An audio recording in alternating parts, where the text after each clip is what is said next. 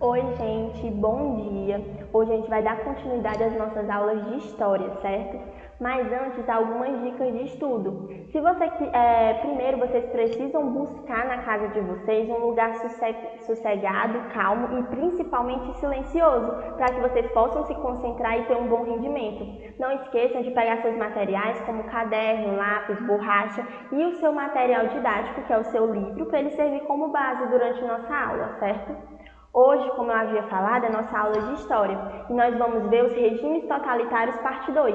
Na aula passada a gente viu o fascismo italiano e as características gerais dos regimes totalitários e hoje, dando continuidade, nós iremos ver o nazismo, que também foi um regime totalitário, então é importante que vocês assistam a aula passada, lembrem das características gerais dos regimes totalitários, pois eles acompanharão o nazismo, porque o nazismo, por ser um regime totalitário, terá aquelas características gerais.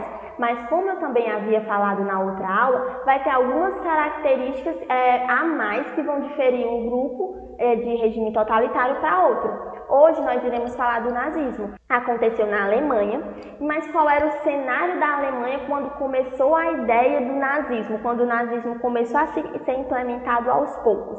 A Alemanha tinha acabado de... A Europa em si, o mundo, tinha acabado de passar pela Primeira Guerra Mundial. A Europa estava devastada de todos os aspectos possíveis, como social, econômico e político, estava tentando se reconstruir, certo? E principalmente a Alemanha, que foi definida, foi condenada como uma das culpadas para a Primeira Guerra Mundial ter acontecido. E como consequência disso, foi criado o Tratado de Versalhes, onde dizia que a Alemanha, os castigos que a Alemanha sofreu por conta da Primeira Guerra Mundial. Quais são esses castigos, por exemplo? Vou citar alguns.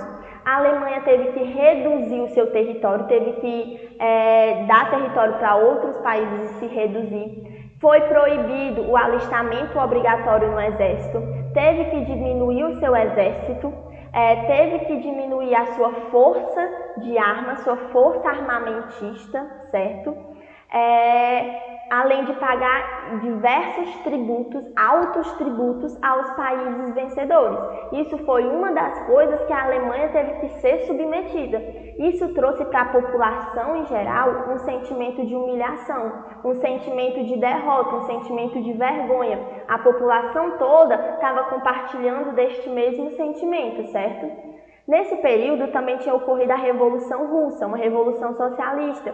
Isso fez com que dentro da Alemanha começasse a aumentar a influência do socialismo, a influência do comunismo. Isso começou a despertar medo na elite da Alemanha, medo de ocorrer um golpe comunista e eles assumirem o poder. Esse era o medo da maior parte da elite alemã. Com medo disso, a elite alemã começou a apoiar o partido nazista, que tinha como líder Adolf Hitler, certo? Só que não deu certo, não foi nesse período ainda que o Adolf Hitler assumiu o poder, ainda foi mais para frente, aqui ele ainda não conseguiu o poder necessário. Após isso, o Hitler, em 1914, ele se alistou para o exército. Vamos ver agora uma ordem cronológica, certo? Da história em relação à inserção do nazismo, da doutrina nazista dentro da Alemanha.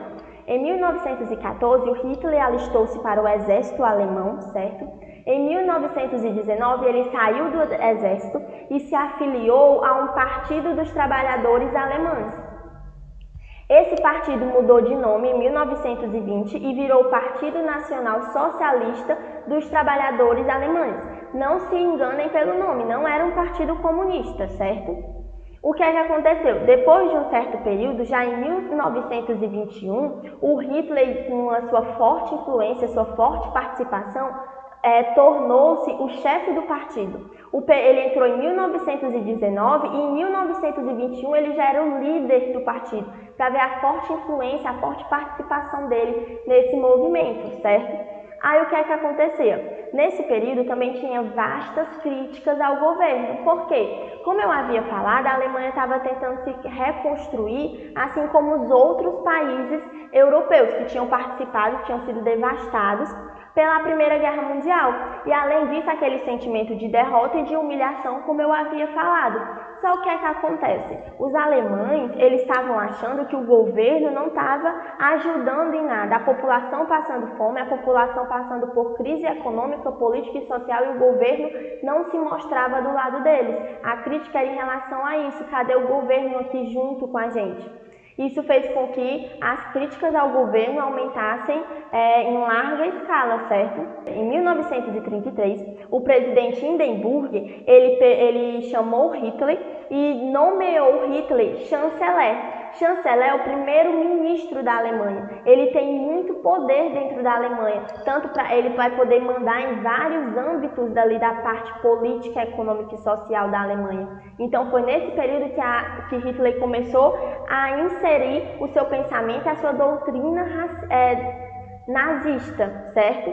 Depois que ele se tornou chanceler. Quando esse período onde ele se tornou chanceler, ele nomeou como o início do Terceiro Reich, certo?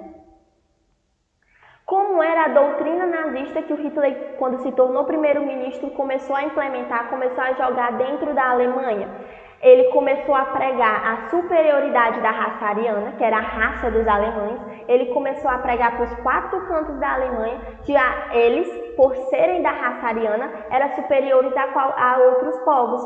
Naquele período, como eu já falei várias vezes nesse vídeo, a população estava com um sentimento de humilhado, sentimento de derrotado. Aí vem Hitler dizer que eles não são derrotados, eles estavam se sentindo no chão, nos pés dos outros países. Hitler veio e disse que eles não eram inferiores a ninguém, e sim os superiores, eles eram superiores a qualquer outra raça.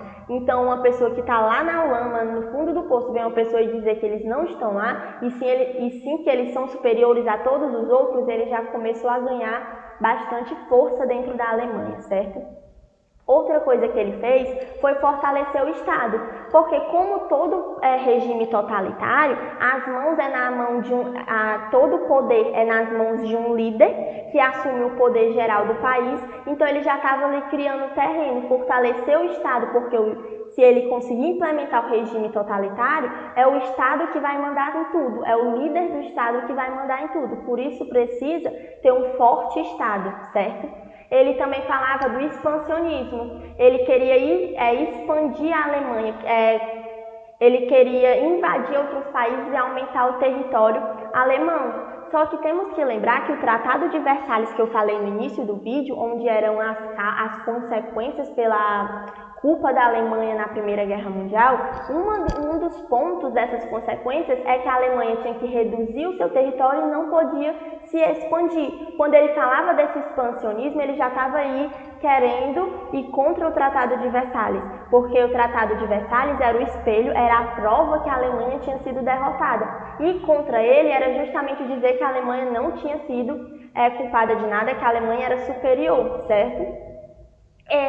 Aí ele também pregava o antissemitismo. O antissemitismo é o preconceito ao povo semita, só que aqui diretamente aos judeus. Em relação ao Hitler, ele tinha um preconceito diretamente aos judeus, assim como outros povos ciganos, que ele perseguiu, torturou e matou durante a Segunda Guerra Mundial, sendo considerado depois até mesmo um crime de guerra que ele fez, mas aí é a aula para a Segunda Guerra Mundial.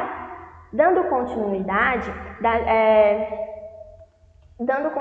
vamos falar sobre como Hitler queria agir na educação, certo? Eu vou ler esse trecho para mim comentar.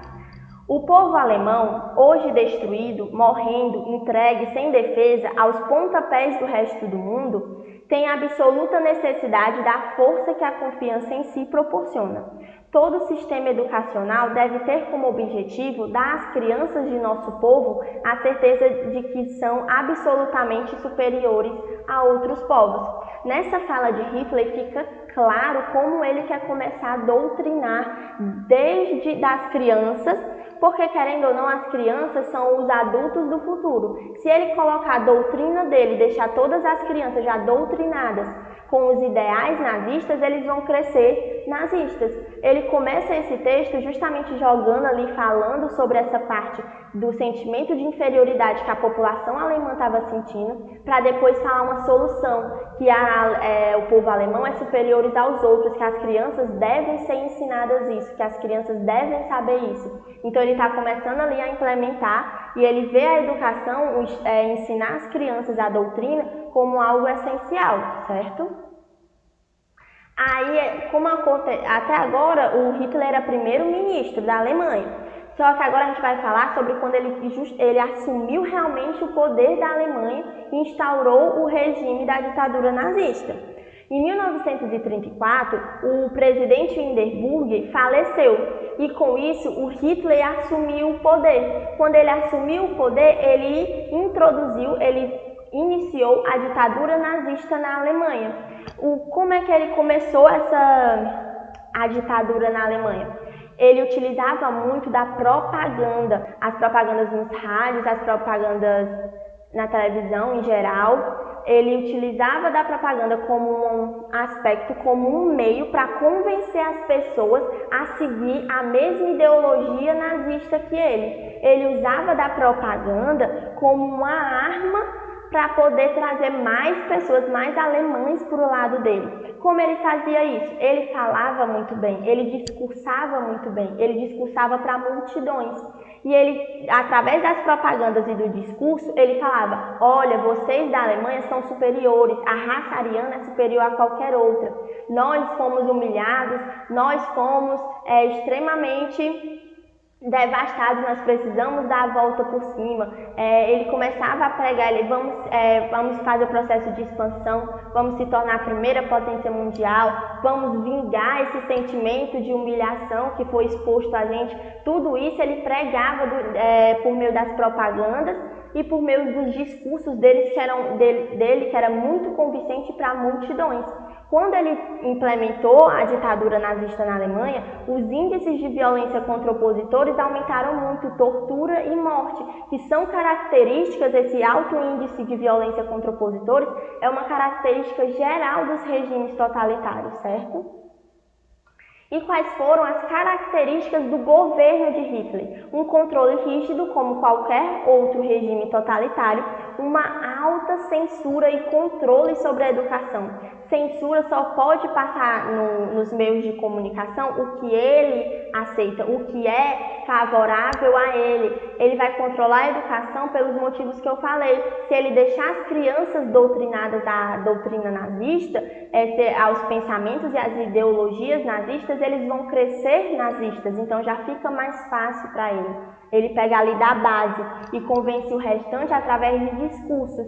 Ele aumentou o militarismo, os índices de racismo aumentaram e o antissemitismo, que a gente já comentou. E como eu falei, ele falava muito bem, então ele discursava para multidões e convencia as pessoas a partir da fala, que estava na hora da Alemanha se reerguer, estava na hora da Alemanha vingar aquela humilhação que ela foi submetida. Então tudo isso, como a população estava nessa situação de crise econômica, financeira, social e o sentimento de humilhação forte, de inferioridade forte, vem uma pessoa e diz que você vai poder crescer economicamente, começa a dizer que você é superior aos outros. Ele pegou a sociedade muito fragilizada. Isso e o autocontrole dele da fala, e como ele falava bem, acabou convencendo a Alemanha de aumentar o seu nacionalismo. As pessoas matavam e morriam pela Alemanha, certo? Por ser superiores. Então tudo isso favoreceu a implementação da doutrina nazista nesse período. Aqui é uma imagem onde tem Hitler discursando para multidões, como eu já havia falado. E como era a economia nesse período? Hitler investiu principalmente na área da agricultura e na produção industrial, mais especificamente na parte armamentista, certo? Ele começou a investir principalmente na indústria de armamento, já que ele estava querendo expandir e vingar o sentimento de humilhação que a Alemanha tinha sentido. Em 1938, ele começou a expansão na Europa. Quando ele começou a expansão na Europa, ele já foi contra o Tratado de Versalhes, que a Alemanha tinha sido submetida, que dizia que ela não podia se expandir nem aumentar seu território. Aí ele já começa a impulsionar a Segunda Guerra Mundial, certo? Que já é assunto para outra aula. Outros regimes totalitários que a gente pode encontrar pelos livros é o salazarismo português, o franquismo na Espanha e o stalinismo russo, certo?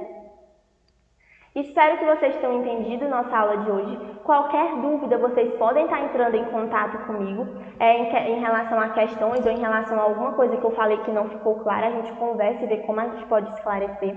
Lembrando de vocês acessarem o site da escola, www.escolapequenospassos.com.br, e o canal do YouTube da escola, Escola Pequenos Passos, para que vocês possam rever as aulas quando e onde vocês quiserem. Também lembrem de baixar o aplicativo da escola, Escola Pequenos Passos, no Play Store, para que vocês possam acompanhar as agendas digitais e realizarem as atividades, pois elas serão cobradas, certo? E é só isso por hoje e até a próxima aula.